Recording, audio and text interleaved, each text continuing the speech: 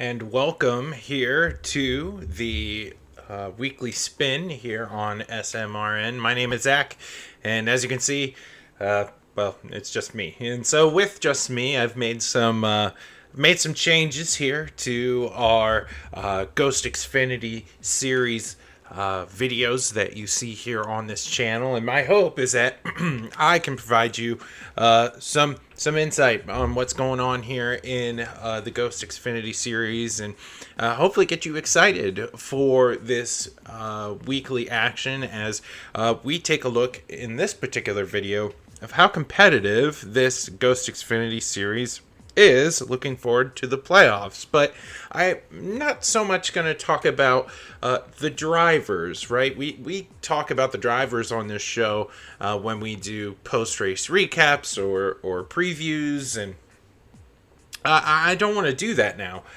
I want to focus on maybe something that's going to help the drivers and the viewers be a little bit more intrigued into what is going on with the Ghost Xfinity Series action that you can most certainly watch on Sim Racing Media every Wednesday. And I would encourage you to go follow Sim Racing Media to see their weekly schedule. But just to start off, my name is Zach, and I'm so excited to publish this rundown for you and kind of get us in the right frame of mind, some excitement here for the Ghost Xfinity series as they continue on with their season, right? It's been well documented on this channel that Jeffrey Radke is one to watch out for the championship, as he is just rattling off win after win after win. But honestly, I'm looking at this schedule, and there are certainly tracks available for other drivers to make some noise. And I want to talk to you about the tracks as we look forward, as we push for the playoffs on this channel when it comes to covering Ghost Xfinity Series, and talk to you about,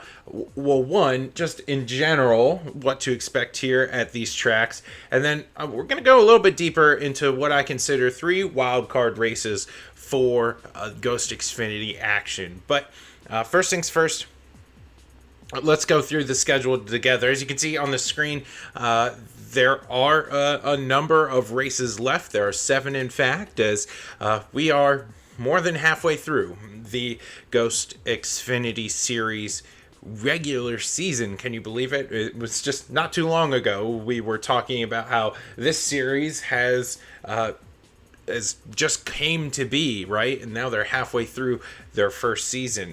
Really excited to go over with you the schedule here. As you can see on the screen, we have Dover, a tricky concrete track that is notorious for chewing up cars and spitting them out. You can actually catch that action tonight on Sim Racing Media. It'd be interesting to see how these Xfinity cars handle the outside wall at Dover, as Miles the Monster so often chews cars up and spits them out.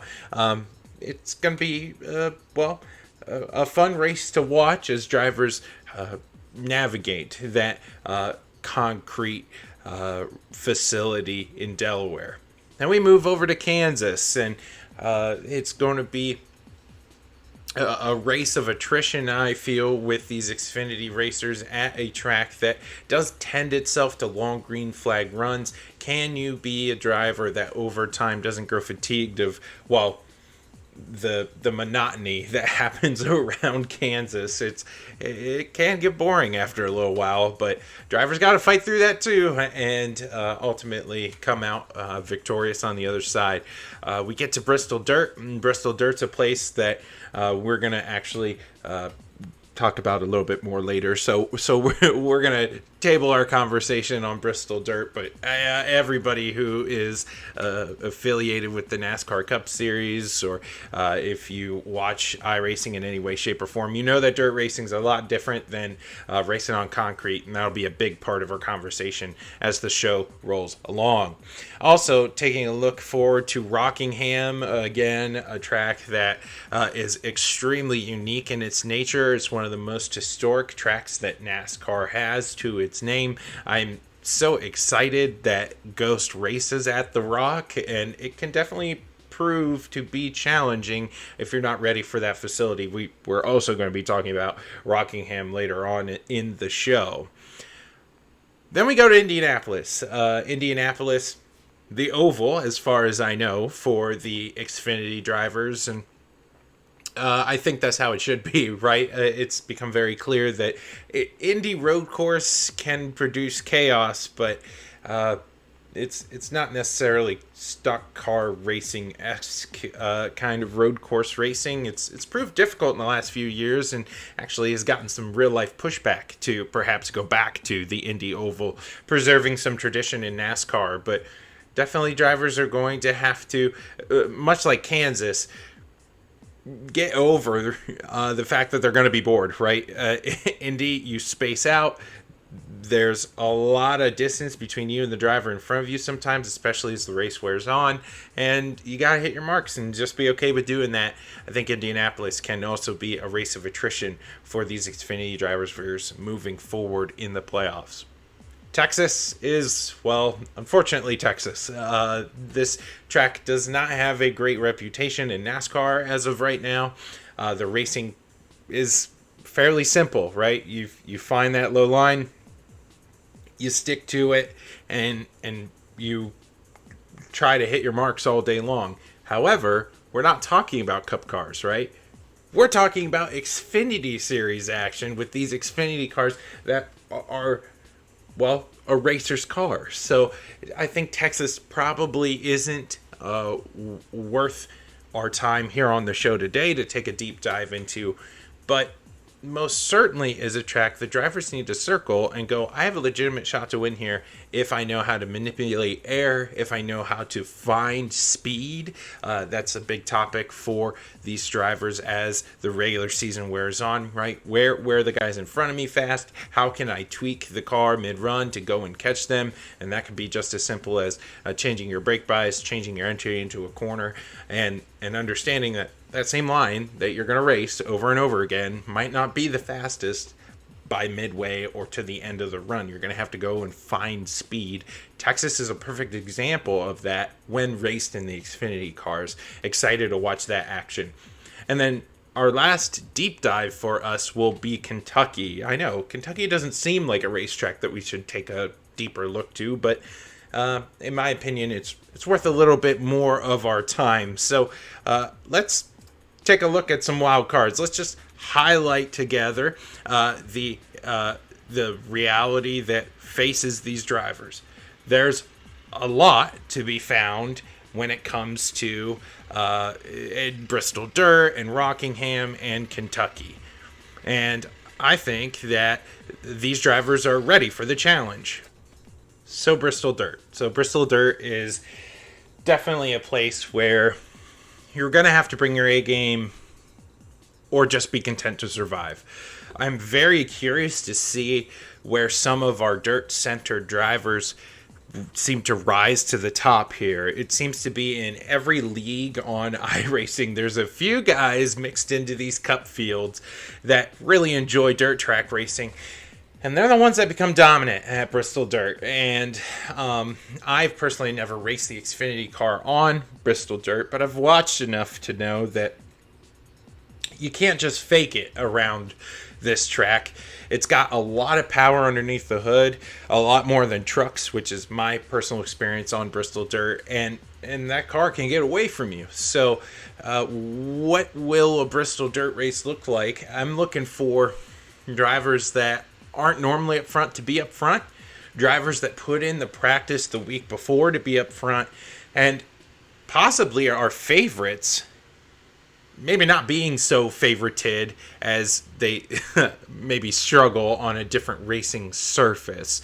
All in all, it's going to be a very interesting race, a race that will feature no pit stops for anybody who is new to iRacing that is watching our time together.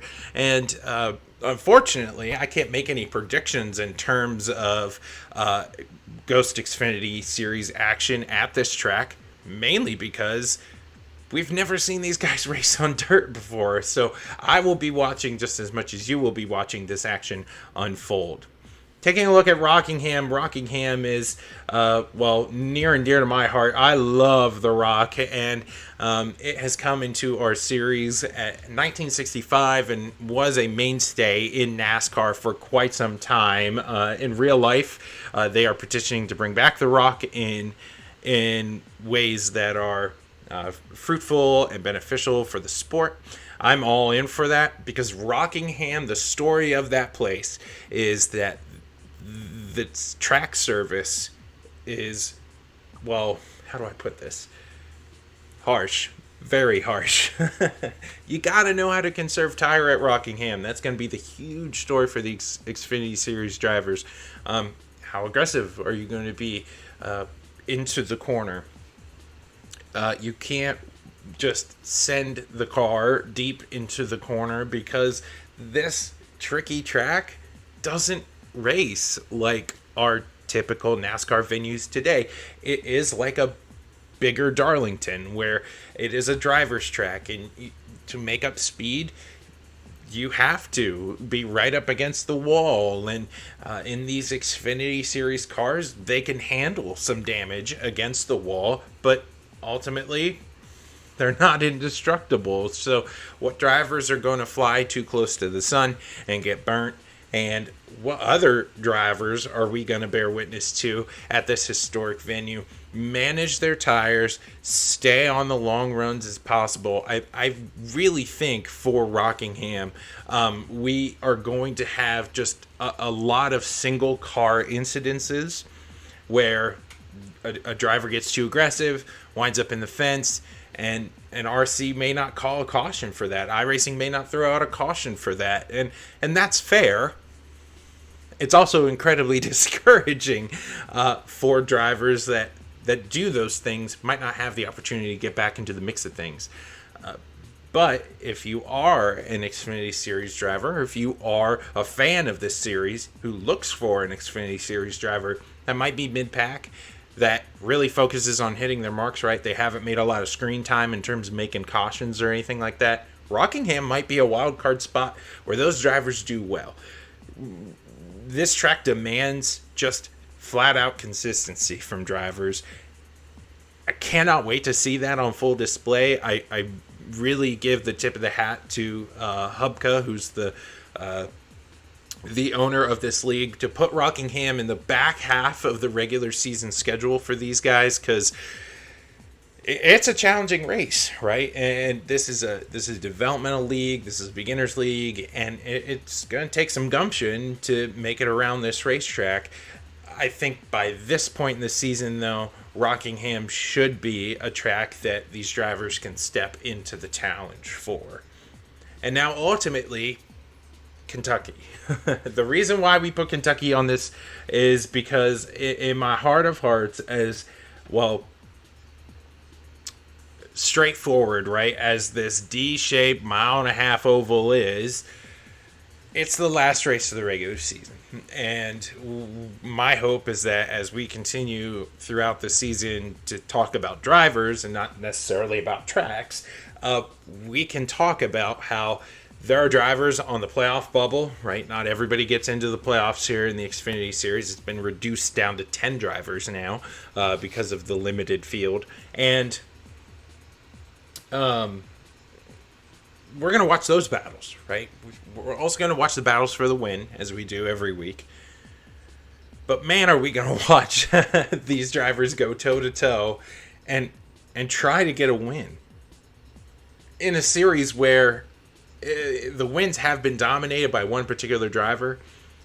Getting a win at the last race of this regular season is becoming more and more critical for these drivers to, one, sway momentum in their favor, and two, get themselves in the playoffs by earning their way in via a win.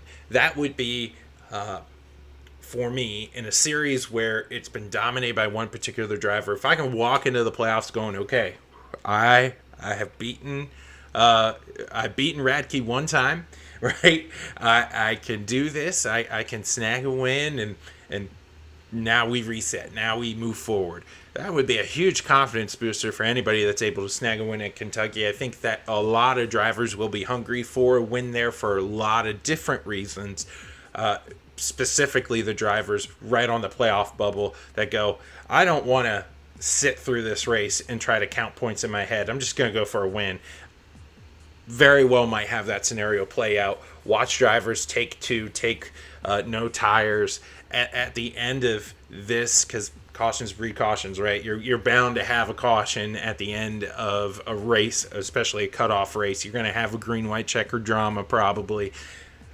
Watch a driver throw Hail Mary and go, I'm going to try, and it might not work, but I'm going to try.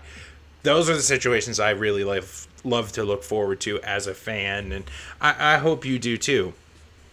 So again, taking a look here at the at the remaining schedule, what are you looking forward to when it comes to these last 7 races of the Ghost Xfinity Series season? I want to hear from you down in the comments. What are you looking forward to in terms of storylines out of not just the drivers, but also the list of awesome tracks that this series gets to go to and try to conquer in a pursuit for a championship. Until we meet again, which will be like really soon, my name is Zach, and just remember to keep on racing.